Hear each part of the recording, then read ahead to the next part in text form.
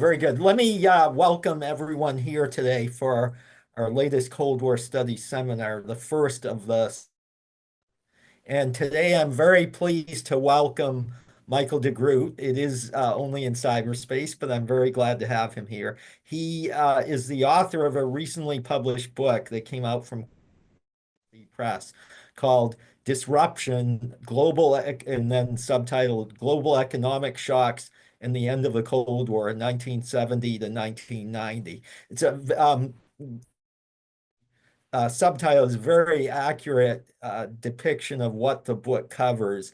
It does cover the whole period from 1970 to 1990, looking in particular problems that arose in both the West and the Soviet bloc during that period. It doesn't really go much into East Asia, and that I will come back to later. Looks in detail at Western Europe and in North America, but then also brings in the Soviet bloc. He alternates chapters in the book and some of even though the problems arose for very different reasons in the rival blocs in the Cold War in Europe. He looks at these way to make an argument about the end of the Cold War. So let me say that you are welcome to submit questions either via the chat feature or on Zoom, the question and answer feature that is both on YouTube and here on Zoom. So with that, let me turn to Michael. Oh, he is an assistant professor of international studies at Indiana Bloomington. It has a large international studies program, which I witnessed a couple of months ago when I was there. And he is the author of this book and coming out, I think, in a year or so that is somewhat of a follow-on to this. So please, Michael. Well, thank you very much to the Davis Center, first of all, for the opportunity to come speak, and to Mark in particular for moderating the event, and then to everybody who has graciously agreed to spend part of the morning here in California or the afternoon in Massachusetts with me discussing this book. As Mark mentioned, the title is meant to be rather descriptive, and its primary purpose is to illuminate the links between the global economic shocks of the 1970s and the end of the Cold War. The book stemmed from a dissertation that I began working on in earnest in 2014, 2015. The topic at the time seemed somewhat old-fashioned, but unfortunately, it became a little bit more topical the further I got into it. And I think it's worth lingering at the outset on the contemporary moment to recognize the urgency of studying this topic. And of course, the question of whether we've entered into some sort of new Cold War or second Cold War, although it's difficult to count how many second Cold Wars there have been, can devolve into somewhat of a parlor game or into semantics, but it has real world implications. If we look back to the Cold War for policy prescriptions based on an imperfect analogy and not recognize the key differences in the area, that's going to have real world consequences. And even if we don't think that the end of the Cold War is important, policymakers in the Kremlin certainly do. And their interpretation of the end of the Cold War shapes their Weltanschauung and the way they view international affairs in the 2020s. And we might view Putin's foreign policy as an attempt to relitigate the end of the Cold War and the collapse of the Soviet Union more specifically, and rectify what the injustice that they claim to have happened. And they've embraced somewhat of a stab in the back theory, to steal the term from the end of the First World War about the end of the Cold War. The stab in the back myth of the end of the First World War, of course, held that civilian traitors on the home front betrayed German armies in the battlefield. Germany wasn't defeated on the battlefield, but instead was stabbed in the back. And I think that there's a similar idea shaping policymakers in Moscow. That is to say that the Soviet Union, according to this line, was not defeated on the Cold War battlefield, but rather withdrew because of Gorbachev's idealism, and his naive policymaking that squandered Soviet power. And I think it's incumbent upon scholars to counter this narrative with evidence from the time.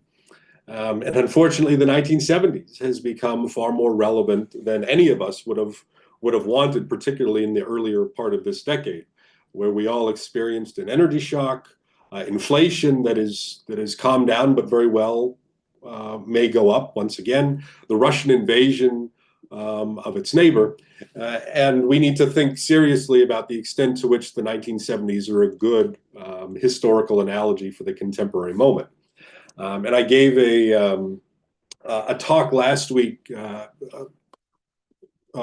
book talk last week, but given the events of the past few days, I think it's also incumbent upon us to remember the extent to which security and prosperity at home is dependent on an open world economy and having powerful allies that promote different varieties of democratic capitalism. These are all things that we can look back to the Cold War to recognize.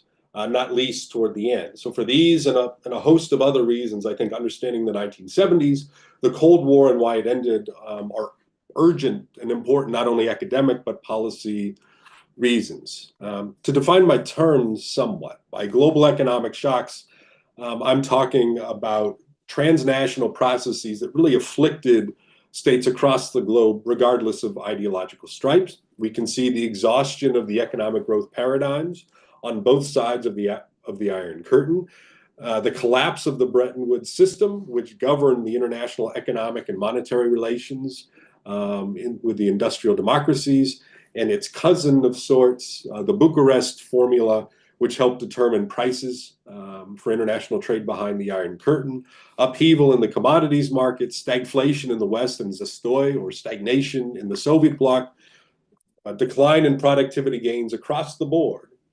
And by end of the Cold War, I want to be very clear that this is a book that really stops in 1989, 1990 with the 1989 revolutions, and it bleeds a little bit into German unification. But really, the 1989 revolutions, for me, mark the end of the Cold War for reasons that I'll describe in just a minute. And explaining why this occurred, of course, has taken up a lot of ink and a lot of time in scholars' minds. And it's a conflict. It's a topic that belies monocausal explanation, and the challenge of any historian working in this area to balance a number of different factors. We need to think about the role of human agency. That is, to what extent was Mikhail Gorbachev able to rise above the structural constraints and make policy that made a difference? To what extent did Ronald Reagan do the same? We also need to think about the contingency of certain events. We need to think about how things such as the oil shock, which everybody expected to happen at some point, but nobody expected it to happen with the severity and at the particular moment that it did. How did something like that impact the end of the Cold War?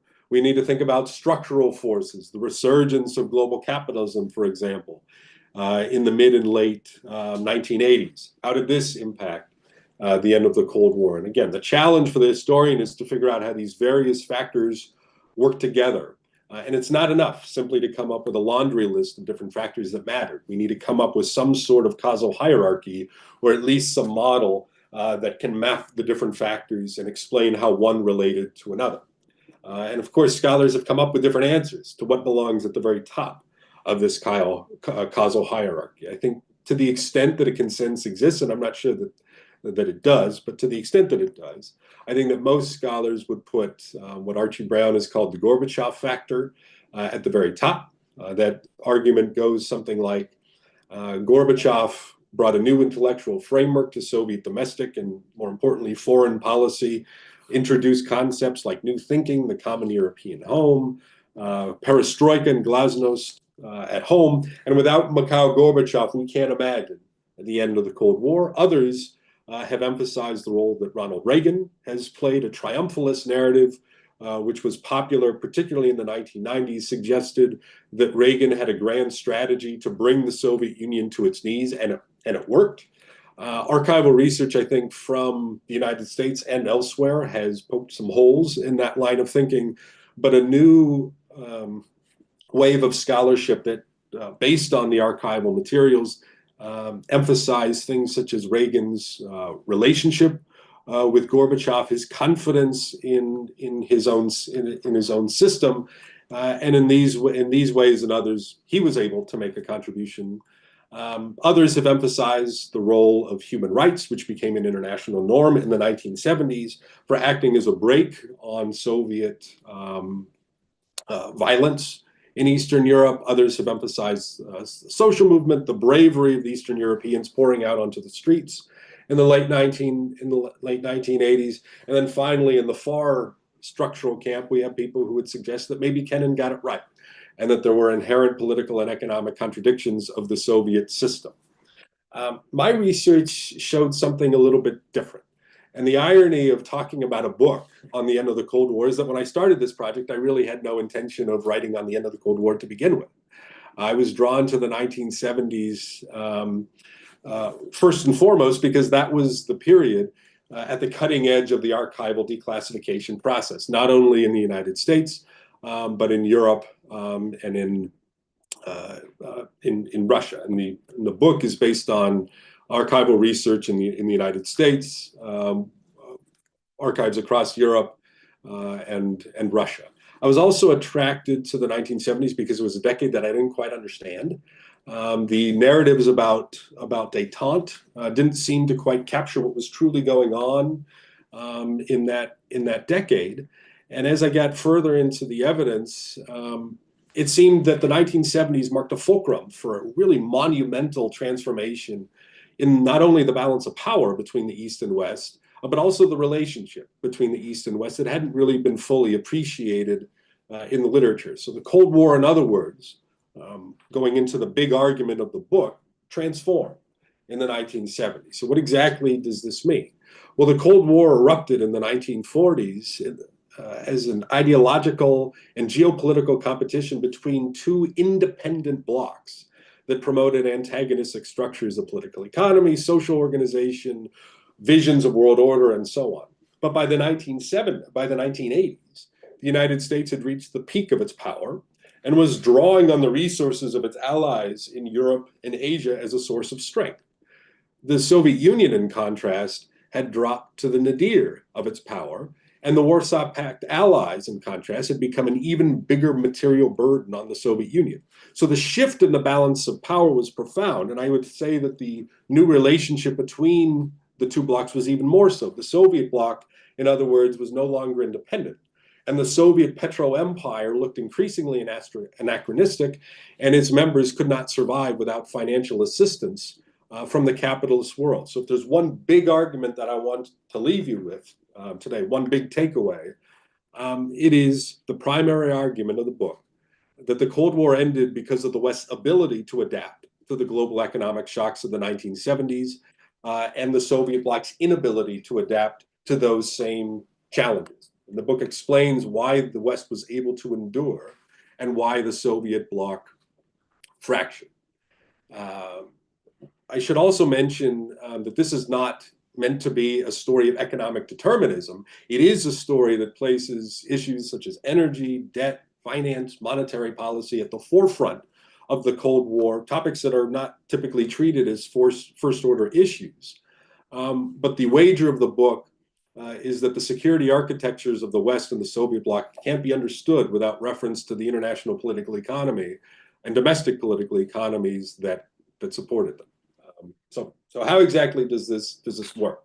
Well, the book tries to trace two intersecting processes. One, the changing global economy in the 1970s and the 1980s. And the second, how that changing global economy impacted the material foundation of alliances. And what I find is that the United States was able to continue waging the Cold War because it figured out a way to live beyond its means, whereas the Soviet bloc fractured because of the twin challenges of increasing Soviet weakness and the growing indebtedness of Eastern Europe. So that's kind of where we're going. The way that I trace the intersection of these two processes is I introduce a concept known as the welfare empire, And this concept comes from my belief that the crux of the Cold War stemmed from a belief in both Moscow and Washington that neither could survive in a world that the other dominated. So they sought allies in a quest to create a favorable balance of power. And the welfare empire is a concept that brings together matters of economics, of ideology, and security, and it describes the structure of the West and the Soviet bloc in the first half of the Cold War. It describes the dissemination of all kinds of resources from the hegemon, from Washington and Moscow, to its allies in the interest of promoting bloc security, with the idea that providing resources would help them with their own security, increased prosperity, and lead to political stability. And the reason they did this is because they had expansive conceptions of national security that expanded far beyond their own borders. And that expansive conception of national security drew from lessons learned from the Great Depression as well as the Second World War.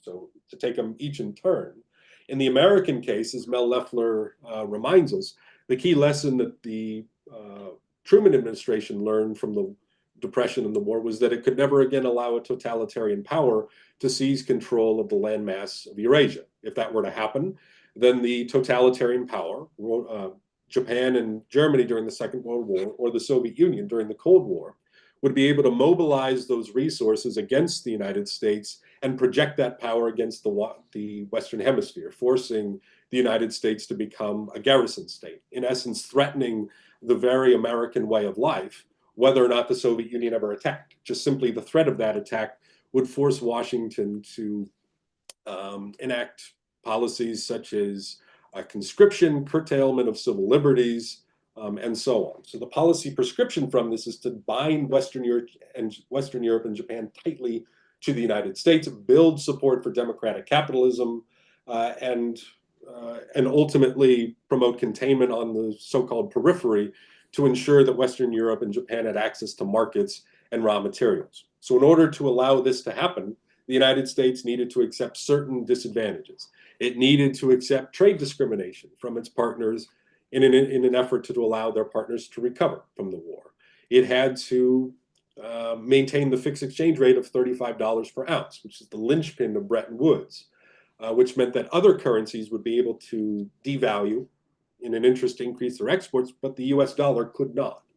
It provided a lot of financial assistance, served as a lender of last resort, disseminated technology through its foreign subsidiaries, oversaw an international oil order that helped bring cheap foreign oil increasingly from the Middle East to allies in Western Europe and Japan, and of course provided the security umbrella. With all this said, it still was a net creditor and held very large trade surpluses on the strength of its manufactured superiority. In the Soviet case, the Soviets also drew on the lessons of World War II. Never again can there be an Operation Barbarossa, can never again allow the Soviet Union to be encircled.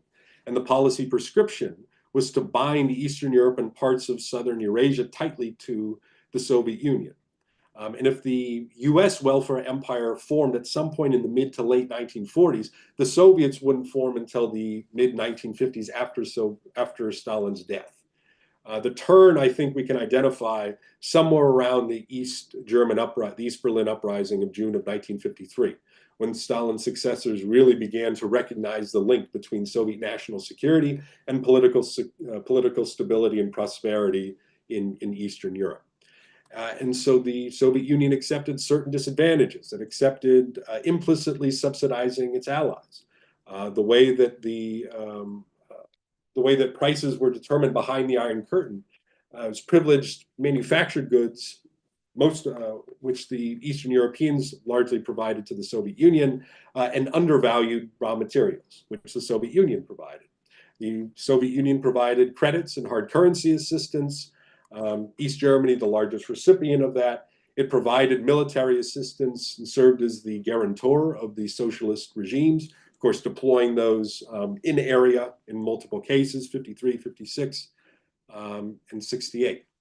And just to hammer home the point, they don't accept these responsibilities out of altruism, but they believe that their national security interests aligned with accepting certain responsibilities, and they had the material capabilities to do this. So during the first half of the Cold War, by and large, these welfare empires work fairly well. They have a common fixation on economic growth, and economic growth everywhere, not just in the two blocs, but all the way across the developing world as well, reach historical levels. This new wealth provides the margins to invest in the military industrial complex, to invest in social programs and welfare states. And both sides could say that they were the wave of the future. Eastern European and Soviet growth rates, in quantitative terms, the quality of that growth left a lot to be desired, but in quantitative terms, those numbers rivaled and even outpaced those in the transatlantic community. And of course, Japan's blowing absolutely everybody out of the water. But in the 1970s, both come into crisis at precisely the same time. And they all have to endure the shocks of the 1970s. So the post-war economic growth models, the Soviet socialist model in the East and the Keynesian model in the West, begin to run out of steam. They reach the limits of what's known as extensive growth, which refers to economic growth achieved by increasing the inputs into the economy. After a certain point, reconstruction is completed, industrialization has culminated, and there are no more idle resources to throw into the economy. The international monetary system crashing down. The Bretton Woods system, depending on how we want to define it, comes unraveled at some point between 1971 and 1973, and the Bucharest Formula, which governed, or at least served as a guide for international trade prices behind the Iron Curtain, also comes unwound in 1974, 1975. So there's an interesting symmetry in terms of that date. We also see the surge of global finance, which had been held at bay by the capital controls in Bretton Woods. The cheap energy regime, which both sides relied upon to fuel industrialization, comes undone, most notably during the oil crisis of '73, when oil prices on the world market spiked 4 times in just a matter of a few months. And across the region, we see stagflation in the West, rising unemployment, and inflation, which is not supposed to happen under the Keynesian model. That's not what the Phillips curve suggested what would happen. And zastoi, stagnation in the East. And it's important to recognize that these are not just economic problems, but these have profound national security concerns. And we can see in the archives policymakers in Washington and Moscow quite concerned about what these economic problems are going to mean for political stability and allied cohesion. In the West, the danger was that stagflation would disillusion the masses, particularly in Western Europe, who would then elect national neutralist leaders who would advocate things like protectionism, push themselves away from American hegemony, and Western international cooperation would disintegrate. It's really difficult to understate the weight that the memory of the Great Depression had in the minds of policymakers in the 1970s. It wasn't so long ago that the Depression had broken out, and of course the result had been the Second World War. People are quite concerned that this is something analogous. Western cohesion is not something that exists in nature, but it's something that needs to be worked. Diplomats need to work at it to ensure that this comes together. And not so certain in the 1970s. And in the Soviet bloc case, we can see growing concerns about the link between material conditions and political stability. And their great concern was that there would be more domestic uprisings in Eastern Europe, similar to those of 1953, 1956, and 1968, except they're going to be far more explosive if living standards begin to go down. So even though the blocs come into crisis at the same time, and we can see similarities in the causes of those crises, even if they're stemming from different political economic systems. The argument of the book is that the blocs take very different paths to solving these problems. And in the US case, I'll take them in turn. In the US case, this welfare empire system that I articulated a few minutes ago, of disseminating resources from the United States to allies, that completely inverts. So in other words, instead of disseminating resources to the rest of the world, to its allies, the United States becomes dependent on the inflow of resources. It begins to run a trade surplus, which has never disappeared since then. And instead of being a net creditor, as it had been since the First World War, now it became a net debtor. And nowhere can this transformation be captured more vividly than in the shifts of the trade balance in manufactured goods. No longer the workshop of the world, as it were, just as it was in the mid 20th century. Now it becomes dependent on now it has a trade deficit in manufactured goods, principally from countries in East and Southeast Asia. Now, how do we get there exactly? Well, a lot of it had to do with the completely unplanned cocktail of policies that come about during the late 1970s and particularly the early 1980s. And you have this really weird combination of very tight monetary policy coming from the Federal Reserve under Paul Volcker, who finally wanted to smash inflationary expectations and get inflation finally under control, to the very loose fiscal policy of Ronald Reagan, who introduced deficits the likes of which the country had never before seen. Of course, the great irony of all of this is that the Reagan administration came into office in January of 1981, promising to balance the budget.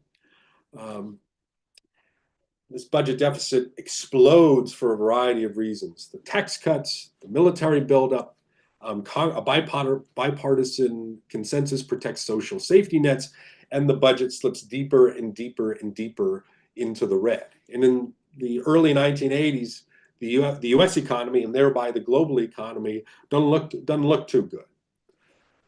But if we fast forward just a few years, we see that this really weird constellation of forces crystallizes in a way that helps the United States economy to resurge, as well as the American economy to act as the engine, so to speak, for the resurgence of global capitalism in the mid-1980s. So what exactly does this look like? Well, with the high interest rates, the US dollar skyrocketed, known as the super dollar, in the first half of the 1980s. This super dollar attracts even more investment, which helps finance the budget deficits that the Reagan administration is building up. And with a very strong dollar in their pockets, American consumers have an insatiable appetite for imports. And that insatiable appetite for imports helped drive the resurgence of global capitalism, principally in East Asia, and to a lesser extent, Western Europe. So by the mid and late 1980s, we can see this crystallization of this inverted welfare empire, which, again, we should emphasize is not just an economic it's not just about economics, but it has serious implications for the Cold War. By being able to draw on foreign capital to keep interest rates lower than they would have been otherwise, to prevent private and public from competing with each other for capital, the Reagan administration is able to live beyond its means. It's able to finance its social safety nets, as well as its massive military buildup in the first half of the 1980s. We wouldn't be able to talk about that buildup had it not been for the inflow of foreign capital, not least to purchase U.S. Treasury debt in the first half of the 1980s. And this democratic capitalism, which nobody really knew if it was going to be able to survive the shocks of the 1970s, the massive demand shock that the United States provides for export-dependent economies. Think Japan is the best example of this. This is an absolute boon that allows the economies to recover and allows democratic capitalism to have this second win. So by the late 1980s, on the eve of the '89 revolutions, we see these twin narratives kind of competing for what does the American position look like? What does this inverted welfare empire that I'm describing look like? Is it something good or is it something bad? And we should remember that this is about the time that Paul Kennedy's book, The Rise and Fall of the Great Powers, comes out. And he's talking about imperial overstretch and identifying not the Soviet Union as the candidate most susceptible to imperial overstretch, even though the Soviet Union would collapse just a few years later, but it was the United States, because its share of global manufacturing had declined, its share of global GDP had declined, it still had the same geopolitical responsibilities, and it was completely dependent on the inflow of capital, running trade deficits, running budget deficits, and all the like. So there's a pessimistic view, but there's also an optimistic view as well, principally when the scale of the changes underway behind the Iron Curtain became clear. So to shift gears, the argument is while the U.S. welfare empire inverted in an imperfect way that privileged certain classes, the financial people did very, very well. The working class in the United States and in the industrial democracies more broadly not doing very well. So an imperfect solution. But this U.S. welfare empire inverted and figured out a way to continuing waging the Cold War, but the Soviet welfare empire never could. And instead it fractured by the end of the 1980s. So how does this play out in the half of the book that deals with the Soviet bloc? Well, if we remember the way that we described the global economic shocks of the 1970s, the fundamental problem, I want to hammer this home, the fundamental problem confronting Soviet bloc economies was the inability to transition from extensive growth, again, that is growth achieved by increasing the inputs into the economy. Soviet bloc economies actually fairly good at this. Again, the quality not so good, but in quantitative terms does fairly well. But it can't make the shift to intensive development, that is using the existing resources more efficiently. In other words, they're not able to make the shift into the information age. And the center of the information revolution is where I am right now in the Silicon Valley. It's not in East Germany, as Walter Ulbricht had predicted. So in the late 1960s, early 1970s, policymakers behind the Iron Curtain had a choice. How are we going to deal with this problem? You want to live within your means. You want to impose austerity in a lot of cases. But austerity means lower living standards and the potential for political uprisings, which is in nobody's interest in Eastern Europe and the Soviet Union. So the decision that they make is to turn to debt-led development as a means of trying to reinvigorate economic growth. And this debt-led development strategy had three prongs. The first, surprise, surprise, comes with debt. And that is to say they take out loans from capitalist banks to purchase technology and consumer goods. You continue to rely on very cheap Soviet raw materials. Remember, the price of oil in the 1950s and 1960s on the world market, pretty constant. I mean, it's just a crazy figure that oil was actually cheaper in real terms in the late 1960s than it was in the late 1940s. And for an economic strategy that relied on industrialization, you can understand why cheap raw materials are so important. So there's a continued reliance on cheap raw materials, and then you expect that the superior socialist labor organization would allow the factories to combine all of this, build robust export industries of their own, use part of the new products, sell to the West for hard currency that you can then use to pay off the debts that you had incurred in the first place. So this is a very risky strategy, but it's one that has to work. And some people pursue this because they expect that it will, where there are others, particularly in the bureaucracies, who believe that either they have no choice or that their political careers depend on not making some big shift that can place their careers as well as the political system into threat. And to make a long story short, this of course does not work. There is no creative destruction, to steal the line. Innovation is very disruptive for central planning. And this moment in the late 1960s and particularly the early 1970s is significant, not because it somehow makes the debt crisis of the 1980s inevitable, but because it places them down that road and makes future deviations from that path that much difficult. And we can see why they became that much difficult, because in just a few years, the oil crisis would hit. And we often think about the Soviet Union as a primary beneficiary of the oil crisis, and it's not hard to understand why. They are, of course, the world's largest oil producer in 1974 and 1975, and they get a windfall of hard currency. But I would argue that the reality is somewhat more complicated because it exposed the shortcomings of Soviet socialism and its reliance on energy guzzling industries. And it actually increases the material burden that Eastern Europe placed on the Soviet Union. So why would this be the case? Well, we should think about this oil shock behind the Iron Curtain as not one shock, but really two. Because even though the Soviet Union provided, depending on which country we're talking about, 80 to 90% of their oil, with the exception of Romania, which produced its own oil.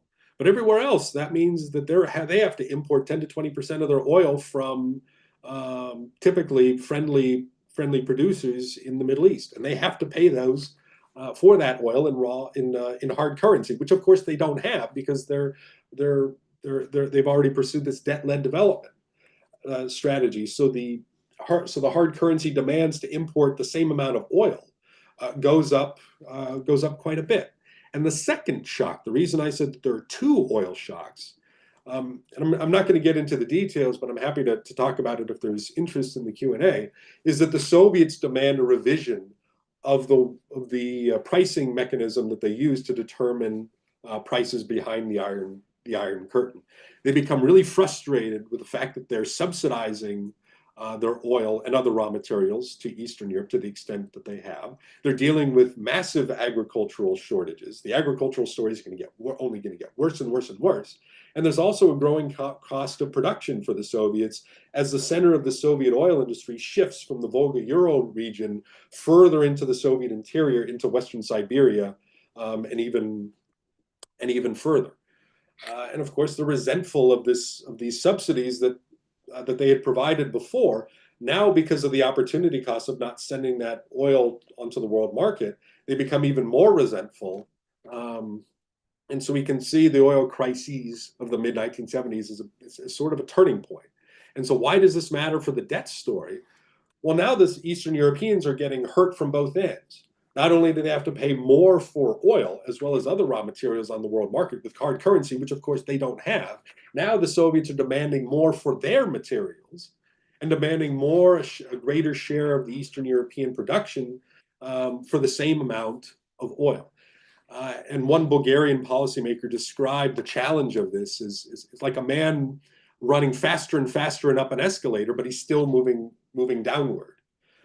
They always complained that they were sending more and more to the Soviet Union, and yet their financial system just simply got worse and worse. And we'd be talking about a debt crisis in the mid-1970s had it not been for the continued willingness of capitalist banks to continue to send credits to the Eastern European regimes. They did it in large part because they expected that in the event that that one of these countries ran into trouble, the Soviet Union would act as the guarantor and help bail them out. Other reasons, but I think that's the major one. So these credits play somewhat of a paradoxical role. They actually help keep growth rates and living standards higher. If we look at growth rates across the various regions in the 1970s, you'll notice Eastern Europe doesn't look that bad in comparison to other places. A lot of it had to do with the fact that it's debt-led growth. So on the positive side, they can say living standards are actually okay and rising in certain places. But in another respect, this is a very dangerous relationship. And as Stephen Kotkin put it, the result is somewhat of a Ponzi scheme, whereby the Eastern Europeans are continuing to take out loans, but those loans are being used to pay off the old ones. And then in turn, they're going to need to take new loans to pay off those others. And you can see where the spiral is going. And this is all going to keep going until the music stops, until during the Volcker shock of 1979 and the early 1980s, which I had mentioned, played a big role in the inversion of the U.S. welfare empire. This, of course, is a U.S. domestic policy oriented toward domestic issues, but it had cascading global effects. And I think the big book on the geopolitics or geoeconomics, probably more accurately, of the Volcker shock, still is yet to be written. And now credits become far more difficult to get. They're far more expensive than they used to be.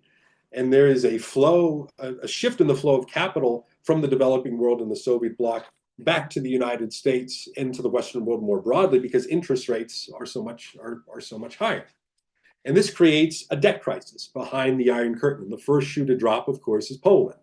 where the Polish regime decides to raise prices of food in the summer of 1980 as a way of trying to suppress consumption and maintain their solvency in the eyes of their creditors. And of course, we all know that this eruption of popular protest leads into the broad movement of solidarity, which claims millions of people in their membership charts across the country. And if this is the moment when the welfare empire is supposed to come into action, that is, the Soviets are supposed to protect their the socialist regime in Warsaw, this was precisely the moment when this was supposed to happen. But it didn't. And we can see that not only was the economic burden of Poland getting worse and worse and worse. There's a study by the West German I think foreign ministry that estimated it would cost the Soviet Union about $10 billion each year to keep Poland afloat. But we also need to remember that the Soviet Union itself was dealing with massive material stresses. Its own economic growth was declining, maybe even contracting, difficult to tell at this point. Agricultural shortages, the late 1970s and particularly the early 1980s, massive problems. This is the moment when grain dependence really gets big. There's a changing of the geometry of the Cold War with the resurgence of tensions with the United States, normalization with China. There's still a lot of clients that the Soviet Union has to support in the so-called third world. The Eastern European subsidies are still in place. The second oil shock causes those subsidies to skyrocket. And they're also standing on the threshold of a stagnation of oil production. And so the Soviet Union decides quite explicitly, if you read the Politburo files, that regardless of whether solidarity comes to power, and of course this is all talk, we don't know what would have happened had solidarity actually taken power. But what we do know is that in 1981, policymakers more or less across the board were saying that regardless of what happens, we can't go in. There's a recognition that both Poland as well as the Soviet Union have become too enmeshed in global capitalism and can't risk. And I think it's worth lingering on the difference in the way that Soviet policymakers talked about Poland in 1980-81 versus the way they talked about, say, Hungary in 56 or the Prague Spring in 68. In 56, 68, the big fear is that crushing the rebellions is going to turn into World War III. There's not really that same fear in 1980, 1981, but there is tremendous concern about what the economic consequences of this are going to be. Of course, this is all hypothetical. We don't know because the Jaruzelski regime imposed martial law in December 1981. And most histories kind of stop there. But underneath the surface, we can see that the early 1980s witnessed a massive shift in the economic relationship, between East and West. Before, the Soviet Union had been the one to step in to provide aid to its allies, but now very quietly, Western institutions and governments would be doing this. And as they did so, the Eastern European regimes would, to an extent, surrender their sovereignty. We can see this in the way that Hungary and Poland joined the IMF. The Federal Republic of Germany kind of plays a similar role for East Germany with the 2 billion-ish mark credits that they supply. Romania is kind of the outlier insofar as it's the only one that drives down its debt. It's, of course, is the only one to have a violent revolution. So take that for what it's worth. And by the time we get to Gorbachev, the argument is, and this is one of the more provocative claims of the book, Eastern Europe is no longer the Soviet Union's to save. And we can acknowledge that he had big plans with perestroika, Glasnost, New Thinking, the common European home. Yet he also acknowledged repeatedly behind closed doors the tremendous Soviet weakness and recognized that he couldn't reverse the years of atrophy. And in fact, alarm bells had been ringing for years before Gorbachev came to power about this decline. He turns a stagnating economy into a collapsing economy by the late 1980s, but he's also dealing with unexpected contingent events, such as the Chernobyl disaster and what we might call the oil triple shock, often called the double shock, but I think it's more important to call it the triple. What do we mean by this? Well, we're talking about the stagnation of Soviet production, oil production in the mid 1980s, the collapse of world market oil prices, and that's usually where we leave it. But we also need to remember that that oil was by and large traded in US dollars. And this is the same time when the US dollar begins to go down. So, what does this all mean? Not only are the Soviets getting less oil revenue than they had previously, but the dollars that they got were worth less than they had been. And the upshot is that one unit, shall we say, of Soviet oil had depreciated 75% against one unit of West German machinery. So the struggles are quite real. And so if we fast forward to the mid 1980s, the argument is the constellation of forces that we saw in the early part of the decade reemerged on a much grander scale, with the IMF demanding structural adjustments in Poland. Jaruzelski raises food prices in August of 1988, and the roundtable talks in this interpretation are formed in an effort to give legitimacy to an austerity measure that is being imposed from the outside, and Hungary kind of follows a similar path. And Gorbachev's trying to convince the world that the revolutions were his idea, saying that the West and the East everybody was undergoing structural adjustment. But then people looked outside and recognized that that's not the case. And we can see debt playing a very similar role in the collapse of the Berlin Wall. We should remember that SED policymakers had already seen the Berlin Wall and the trading bloc in early November of 1989, before Günter Schabowski made the faux pas for the ages by not doing his homework. So just to summarize and to conclude here, what we see is the inversion of the US welfare empire, but the disintegration of the Soviet welfare empire. Allies served as a source of strength for the United States that enhanced its own power, whereas for the Soviet Union, Eastern Europe only became an increasing burden, largely because of its debt. So how does this model, just to finish up here, how does this model reframe our understanding of the end of the Cold War? Well, I think it does it in a few ways. The first is we need to think about the end of the Cold War as a long process that had its proximate origins in the 1980s. We need to view 1989 as a debt crisis and as part of a larger global story where we can see similarities between what's going on in Eastern Europe and the lost decade, so to speak, in the developing world. We need to think about the burden that Eastern Europe posed on the Soviet Union and the Soviet capacity to meet that burden, not only in Soviet economic power, but also the dynamism of the weight of that burden, principally shown through debt. We should look at Gorbachev as a reinforcing factor, not the lead, not somebody who could rise above structural constraints. The policies that he made aggravated existing policies, but the argument here is that any Soviet leader would have had to deal with the debt crisis in Eastern Europe and would not have had a good solution. So the decision to stand aside in 1989, I would argue, is the logical culmination of 2 decades of reevaluating the burden. And then finally, we need to rethink the Western contribution to the end of the Cold War. It contributed to the debt crisis in some pretty significant ways, not least through the Volcker shock of 1979. It enacted pressure through the IMF. It also provided an alternative model. Remember that in mid-1970s, Time magazine asking, can capitalism survive? Well, if we fast forward a decade, it's clear that it could. And for Soviet bloc officials, this is an intractable problem. The post-war collapse of capitalism, didn't happen. And then finally, we might think, I think, a little bit more seriously about explaining the dog that did not bark. I think a lot of research on the end of the Cold War focuses on the collapse of Soviet hegemony in Eastern Europe, the dog that did bark. But the dog that didn't bark is how we explain Western cohesion, which is an often overlooked but essential component to the end of the Cold War. And this inversion of the welfare empire is my answer to how this happens. So once again, thank you very much for coming. Thanks for your attention, and I'm happy to answer questions if there are any.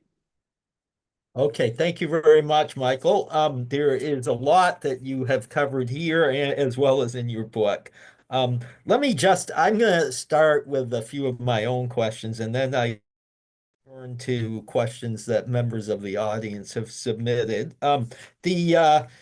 There is one narrative of the 1970s and 1980s that gives a lot of technology and how it uh, promoted or facilitated the rise of globalization, which is a different dimension of what you're talking about. I'm thinking in particular of colleague Charlie Mayer, co-edited with Neil Ferguson and Daniel Sargent, that came out 10 or 15 years ago. And then Daniel Sargent followed up.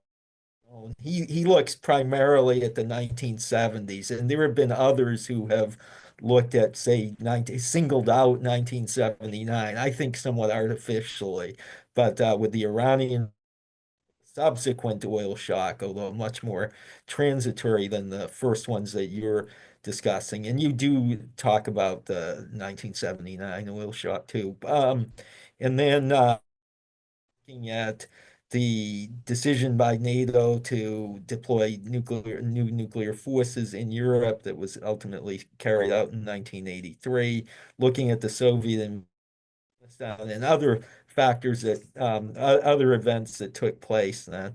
Um, so can you the first question I have, and I'm going to give you four questions and you can decide what you want to answer, is you talk about some of those, how your research, which gives a great deal of emphasis to economic factors, but not so much these. You're really interested in the role it played. And so if you could talk about how what you're looking at differs from some of these earlier analyses. Thing is, and I alluded to this when I introduced you, is there isn't much here. There is a little bit, but about East Asia. And if you were to look at this same period, this was the even though it had begun earlier, the very rapid regrowth of Japan, South Korea, Taiwan. It had begun earlier, but it's really in this period that and you get books being written like by Ezra Vogel about Japan as number one.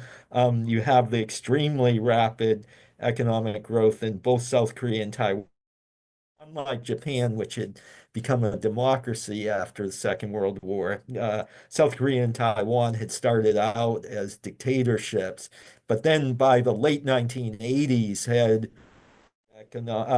adopted democratic systems, and so they were, partly because of the rapid economic growth they had experienced, they had emerged healthy, prosperous democratic countries by the end of the 1980s. So I'm wondering if you were to look at a different story here from those decades, the 1970s and 90s, focus on East Asia.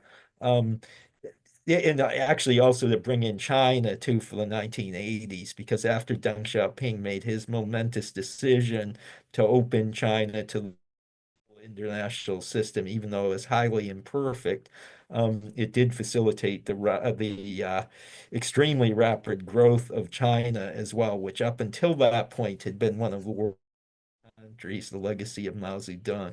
But that he had taken the country and just impoverished it. So the role of East Asia this story. A third question would be on the economic relationship between the Soviet Union and the East European countries. I think was a little more complicated than you present. The way you have presented is similar to the way it's been depicted in, say, by Valerie Bunce or by Randall Stone in his book, which came out, I guess, about 20 ago, and in Valerie Bunce's book earlier. And then it also is depicted to an extent in Peter Schweitzer's book, although he focuses primarily on the side of things.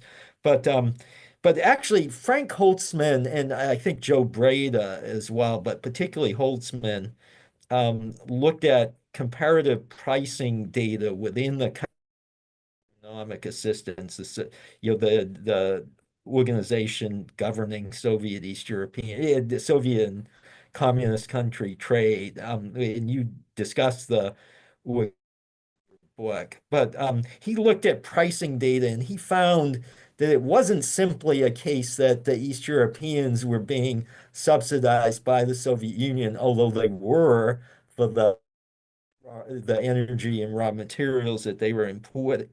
But he found, looking at the pricing data, that it showed that East European exports to Union were similarly subsidizing the Soviet Union. So it wasn't simply that the East Europeans were being subsidized in one direction by the Soviet Union, because the Soviet Union subsidized by the East European states. And he makes the point that what it reflects is that the Council for Mutual Economic Assistance was a trade destroying organization that uh, so much because of the subsidies to the East Europeans, although that certainly played a big role. But it was also because the whole organization was so systemic, bankrupt, that bankrupt in not referring to debt, but sort of deficient. Let me say systemically deficient, that was bound to result in a relationship that accentuated the weaknesses of all parties. And that's reflected. The Bucharest formula and that you discuss in the book refers to pricing of energy supplies, but there were many other pricing relationships because the East Europeans exported mostly machine, other finished goods to Soviet Union. Um, okay, and then finally here, oh, right, one other point that I wanted to raise was going back to the role of only the Chinese economic growth, but also that China demonstrated, unlike Romania, China demonstrated there was an alternative to giving up on communism, which was just numbers of people.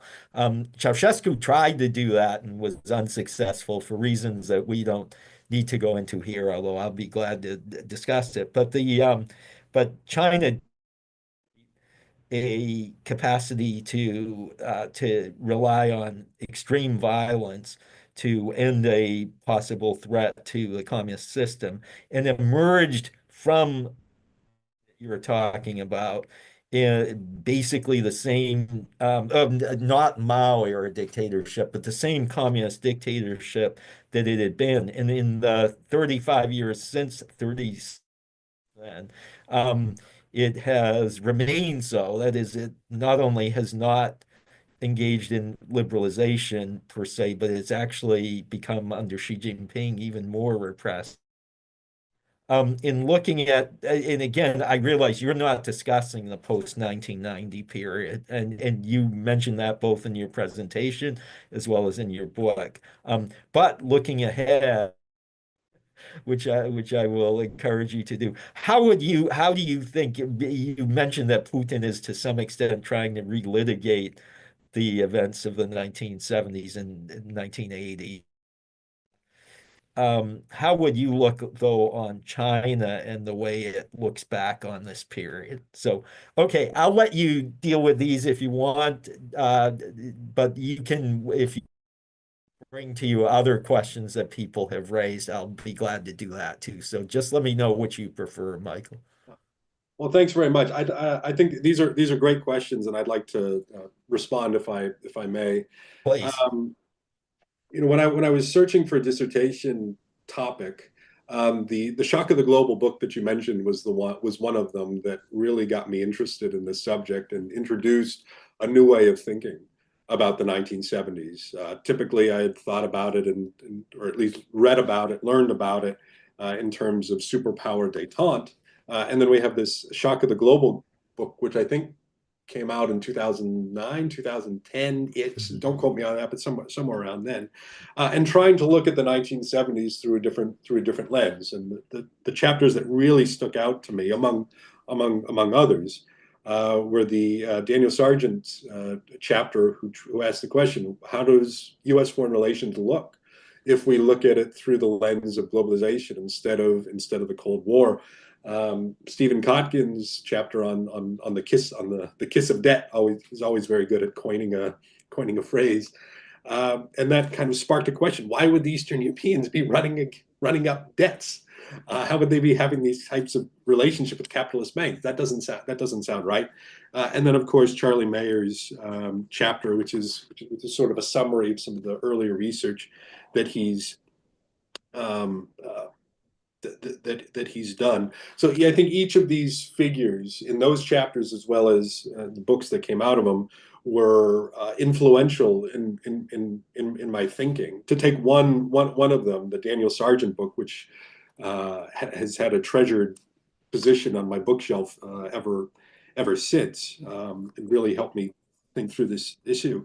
To give a sense of where I see myself in relation to him, um, I started out with the dissertation trying to say, well, if he looks at the United States from the perspective of globalization, what would this book look like if we asked it from the perspective of American allies in Europe, and in particular the Soviet bloc? We often think of the Soviet bloc as somewhat insulated from the globalization of the 1970s, and it only really became an issue in the late 1980s, and that generalization didn't really sit too well with me. So I wanted to write this concept, and as I got in, I noticed that trying to stay on the globalization thread, I was missing a lot of the intersection between the economics and the Cold War that I really hadn't expected. And I think Henry Kissinger is a really good example of somebody who I think quite famously or infamously, depending on how you want to put it, had an aversion to international economics, but particularly after the oil shock, really embraced its importance. I think I have a quote in the book when he's talking about the oil shocks. You tell me they're consuming so many barrels of oil, you might as well tell me they're consuming so many uh, cans of Coca-Cola. It means nothing. It means nothing to me. But he could see the relationship between the politics, the security on one hand, and the economics on the other.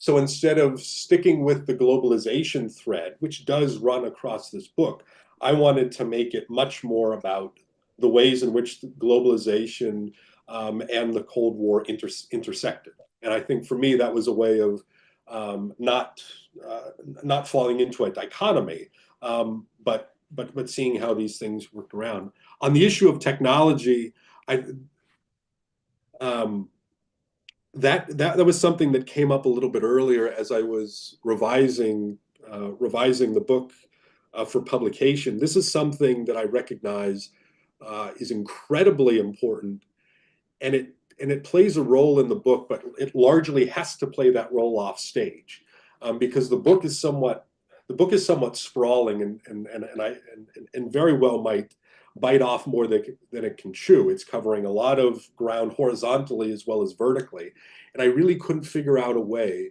to get, say, the story of what's emerging, say, in the Silicon Valley, in the same vein as I could with what's happening in the halls of power in Washington, London, East Berlin, and Moscow. So this was when writing a book, you have to make difficult choices, and this was one of the choices that I had to make. That I needed to focus on some of these other factors instead of technology. So I think I acknowledge it at certain points, but that story plays off stage, and maybe that's a way of bringing it to the second question about East Asia, which is another area which I really wish I'd been able to dig into more. Um, I didn't go that much into East Asia for a couple reasons. The first is language limitations, and the second was, in my view, the core of the Cold War is about Europe, and I wanted to keep the focus on Europe. But that's not to say that East Asia doesn't play a significant role in my story, even if I'm not able to get into it as much as I may want to. So to give an example, I think I get into this in chapter 7 as we talk about the what I'm trying to label the inversion of the U.S. welfare empire. East Asia plays a huge role in this, because all of a sudden the United States is getting a flood of manufactured goods, some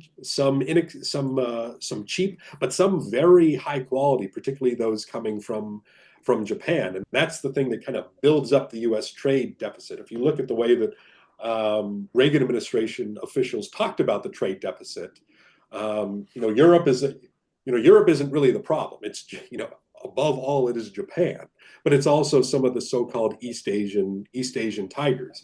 So in terms of U.S. vulnerability, the East Asian colossus, as it were, is the one that really gets people scared. There's that line. The name escapes me, but the early 1990s, the Cold War is over and Japan has won. A lot of that has to come with the growing power of the East Asian exporting countries. But there's also something very positive, I think, about this that enhances American power. It's important to recognize that even though the U.S. has growing dependence on imports, particularly in manufacturing goods. And I have a graph in chapter 7 that gives you a breakdown of the trade balance, which you'll notice it all falls in, the overall balance falls into the red, except agriculture stays in the black, but the one that really goes down is manufacturing. And that's largely East Asia. But we should remember, even as this is happening, there's, by binding the East Asian economies to the United States, that has very important geostrategic implications. And so I think Henry Now, there's a memorandum that I found at the Reagan Library, Henry Now, where he's kind of going through this and pointing out all these export-oriented industrializing countries, as opposed to the ISI countries, all these EOI countries, dependent on the access to the American market, they're also gravitating toward the U.S. security umbrella more broadly. So they're kind of falling under this broader American hegemony that this trade relationship, I think, helps crystallize. And this is true, above all for Japan, but also Taiwan, South Korea, and others. And we should also mention, maybe I'll get to this later on point 4, but China and Vietnam kind of take a similar path, just a little bit later. On the issue of U.S. subsidy, Soviet subsidies, I think I'm very much on the Randall Stone, Valerie Bunce, which I think were the names that you offered, side of things. I recognize that it's a very difficult subject to tackle. I think it's impossible to get right, because we're really talking about fictitious, quite literally currencies. The transferable ruble, you can't pick that up. That doesn't exist, and they have to do a lot of creative bookkeeping with different currencies, and the subsidy issue is a really sticky one. And I completely agree. And to the point about that things are also going the other direction. So the revision of the Bucharest Formula in 1974 comes into 1975. That's not, of course, something that just impacts its oil prices. That's something that impacts everything. So the Eastern Europeans do see some benefits by rising prices for manufactured goods.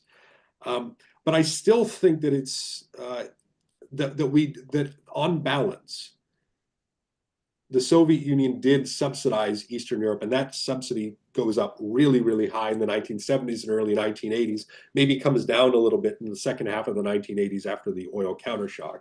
And the reason is that we have, as we say, this it's really fictitious, artificial system of currency relationships, but we do have a real world foil that we can test these against. And Soviet raw materials are really valuable on the world market, whereas Eastern European widgets, were not.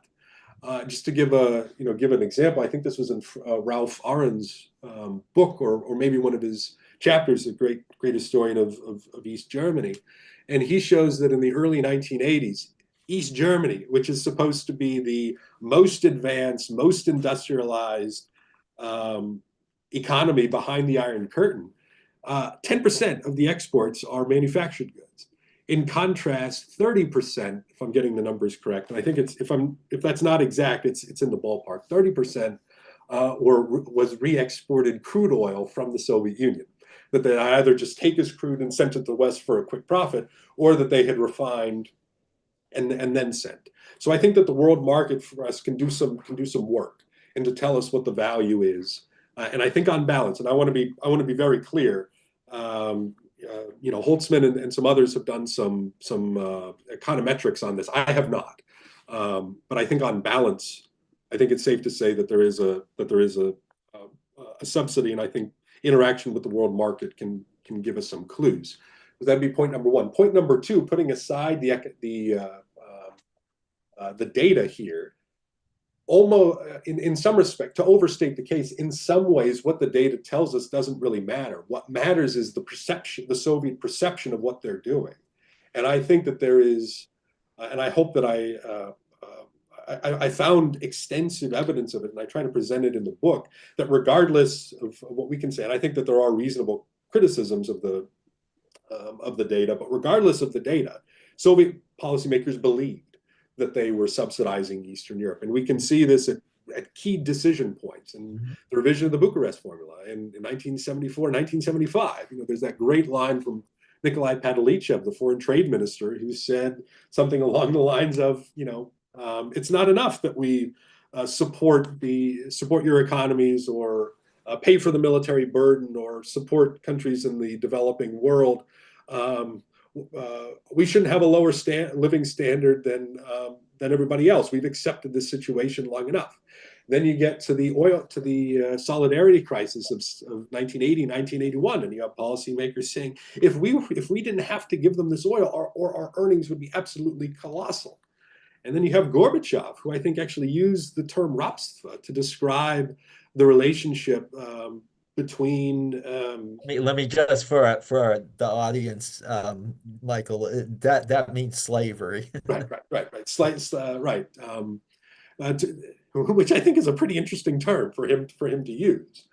So he's describing them in this very kind of parasite-like relationship, which I think again overstates the case, but there is continuity across this period. And for my new project, I'm working on something a little bit earlier, and I see similar language in the 1950s and 1960s. And then finally on China, which is a fascinating question. I don't deal that much with China, except I do get into it a little bit with normalization with the United States.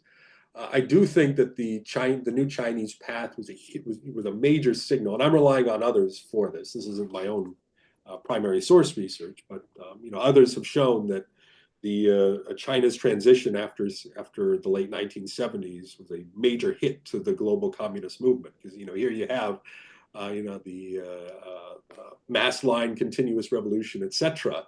Country all of a sudden engaging capitalist markets and getting off the train, which is a major deal.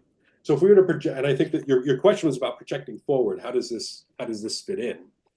And I think that to get up on my soapbox here a little bit, this inverted welfare empire idea, I think, is continued on into the present day. The difference, though, is that during the 1980s, it's really about the relationship between the United States and its allies in Western Europe and East Asia.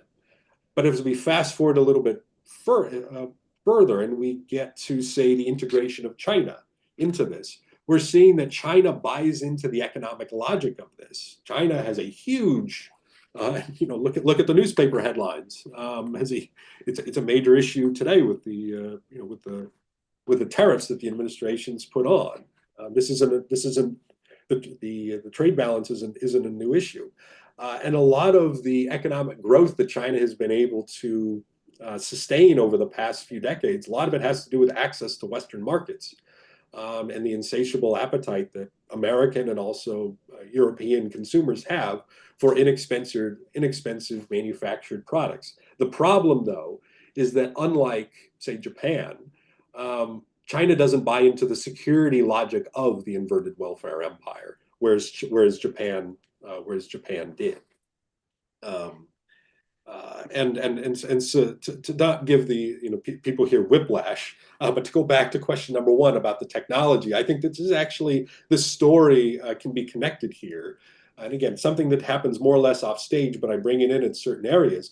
This type of relationship can only happen because of technological advances made particularly in the 1960s and 1970s. We're talking about super tankers and the shipping container that allows this shipping to take place very, very cheaply. It allows multinational companies to take advantage of inexpensive labor in the developing world and ship those products thousands of miles across the oceans to consumers in the North Atlantic. Technology also, of course, allows the global financial system to get far more advanced, and people can buy currencies and trade stocks at the press of a button instead of having to delay like they did previously. So technology is there, and it's part of this story that links East Asia and later China. So that's my somewhat lame attempt at trying to link a few of the questions here, but I hope that makes sense. Okay, thank you very much, Michael. Very, very good answers. Just on the question of the Soviet East European relationship, I did like the comment you cited from that Bulgarian official who nicely, I think, summed up some of the systemic the whole Council for Mutual Economic Assistance. Let me turn to a couple of questions from the audience. The first one I'm tempted to answer myself, but I will. David Goldberg asked, do you think that the Saudis specifically cooperated or colluded with the United States to depress world oil severe economic pressure on the USSR in the mid-1980s? Well, that's a bit of a doozy. I, I'll give two answers. The first is that the source space to answer this question I don't think is out quite yet in full. I ran up against a lot of difficulty in some areas getting access to material on oil because the regulations that govern the release of documents related to energy kind of fall under the nuclear umbrella at times. So getting access to this is difficult. Those who have worked on Saudi policy, U.S.-Saudi relations, I'm blanking on. There was Victor McFarlane, I think, published a book on this, and I think he's the best. He's a very good source on this question. Those documents are very closely guarded for political reasons more than anything. The second answer, I think I'm somebody who's I think fairly skeptical of this argument. I think that there were very good reasons for the Saudis to raise production for economic reasons in the mid-1980s. So really what causes the oil shock is this sudden increase in production from Saudi Arabia. And if we look back to what the OPEC policy was in the early 1980s, this was a strategy of trying to curtail production, to come up with production limits as a way of adjusting to decreased demand during the global recession, and particularly decreased demand from the industrial democracy. So how do you keep prices up? How do you keep them not from falling? Well, the idea is you reduce the oil produced on reduce the oil that you're putting onto the world market. The problem, of course, is that by the early 1980s, the OPEC was no longer the dominant force in global oil, and instead you have new producers coming online, particularly Britain and Norway with the North Sea, Mexico is another big one, and there are some others.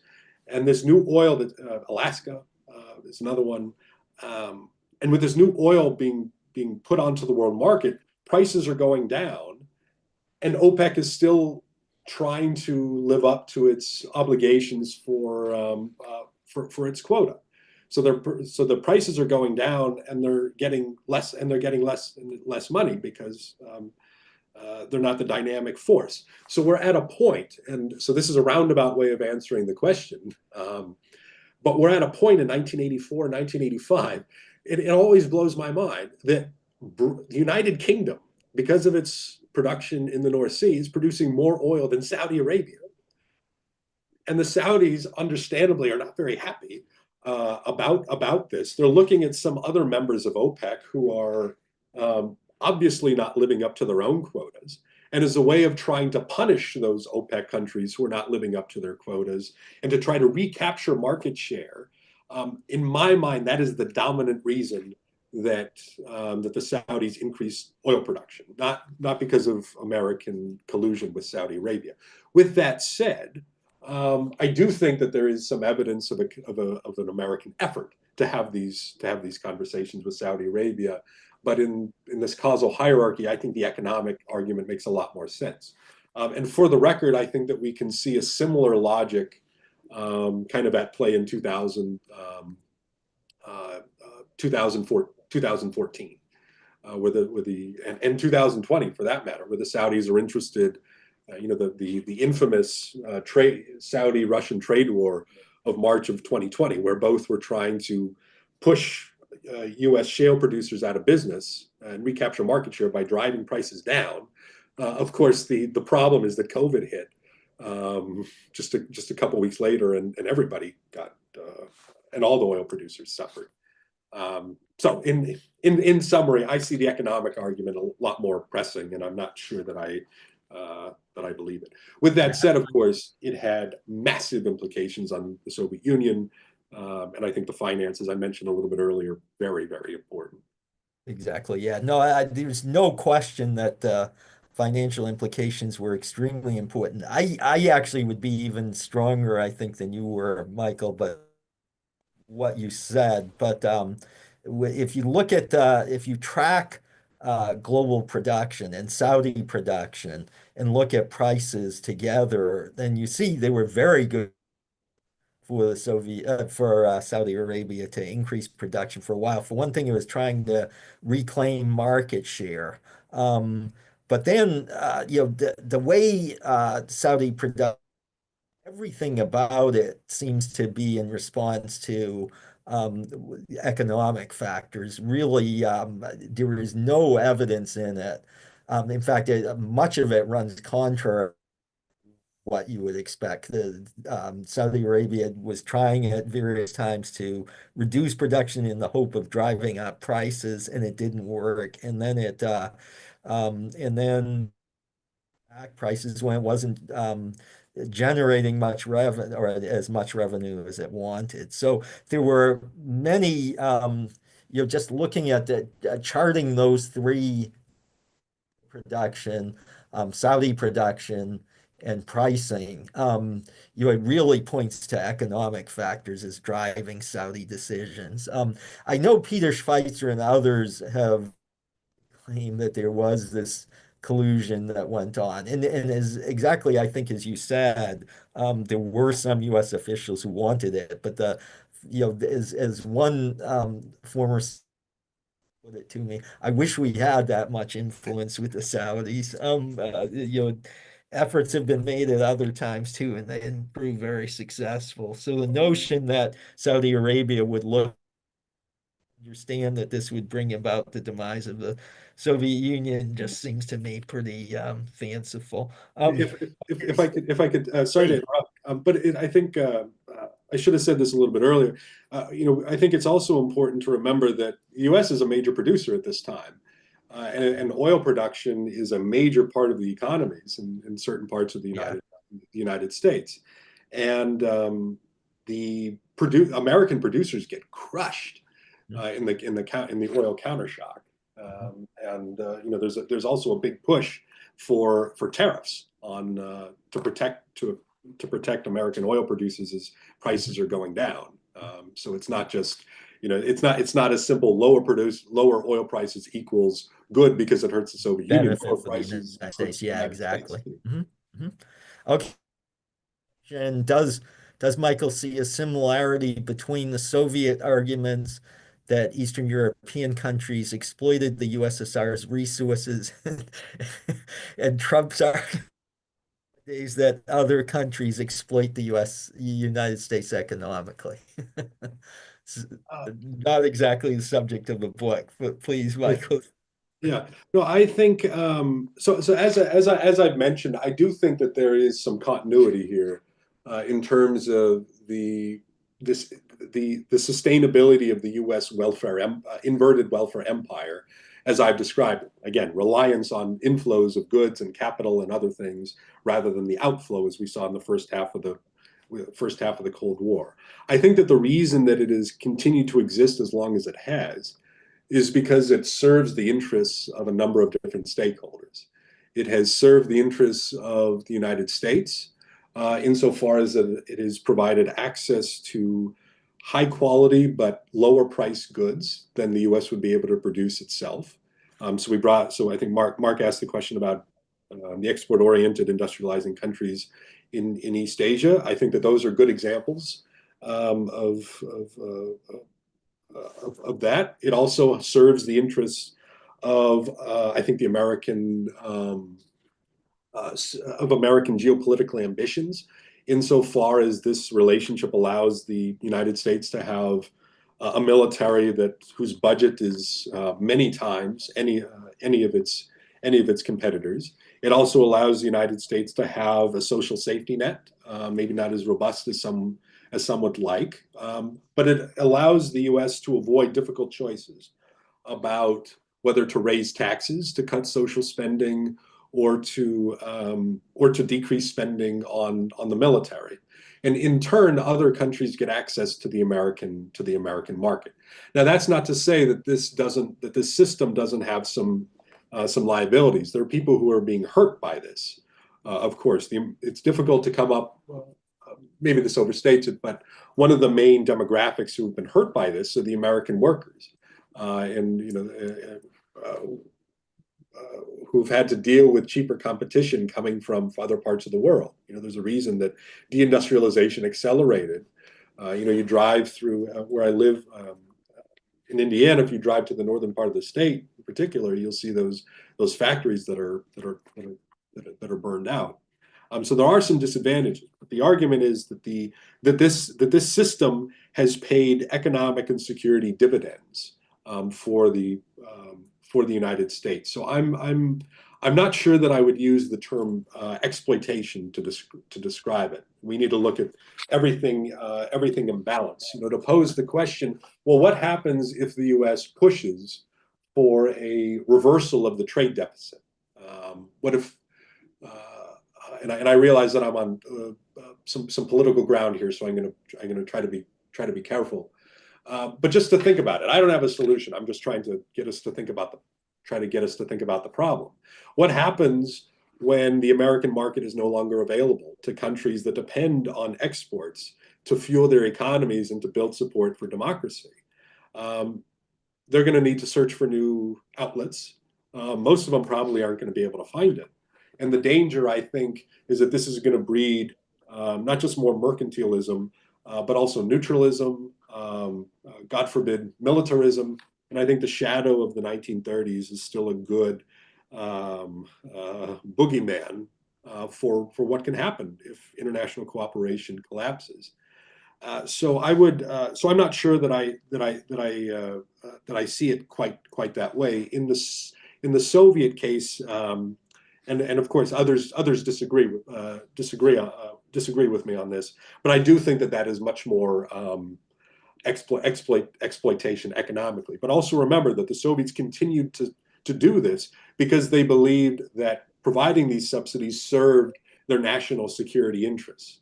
What happens if you stop these subsidies and you lose, hypothetically, you lose Eastern Europe? Well, all of a sudden, we're back to a situation of the Soviet Union being encircled, or at least on the Western side, by hostile powers.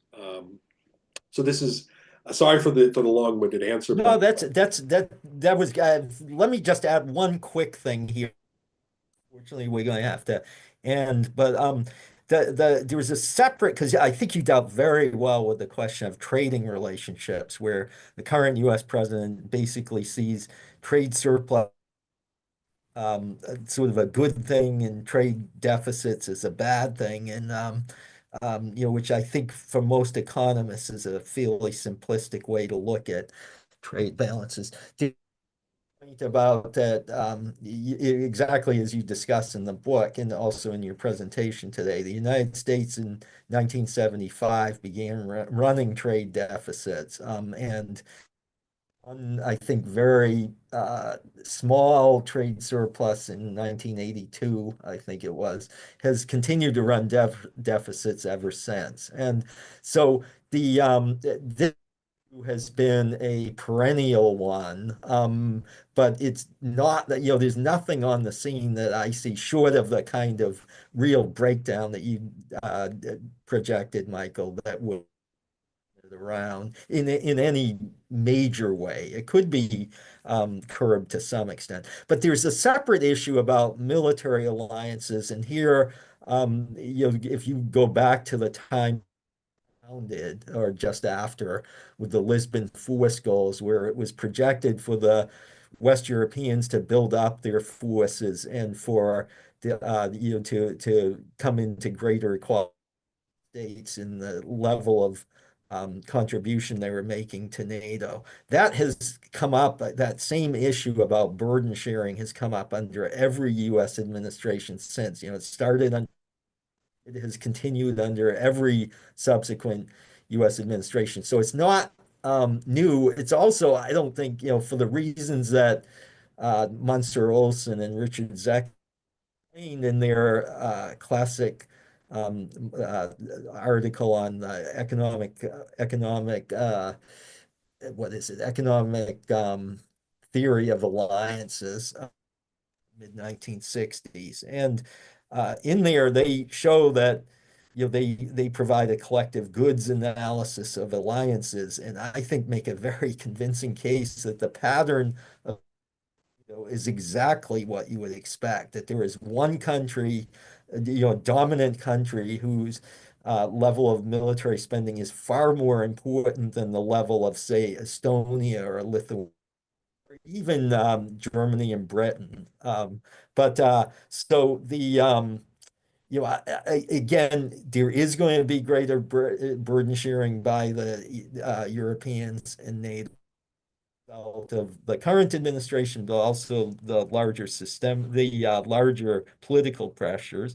Um, but I don't think that you'll ever get away from the logic presented Wilson and Zackhauser. So in any case, I realize we've come to the end of the hour. So let me just go back to you, Michael, if there's anything else you want to raise. Otherwise, conclude the seminar. Uh, no, I'll just thank you all for attending. It was a lot of fun, and thank you especially to you, Mark, for the opportunity. Okay, and thank you to the audience as well. Thanks a lot.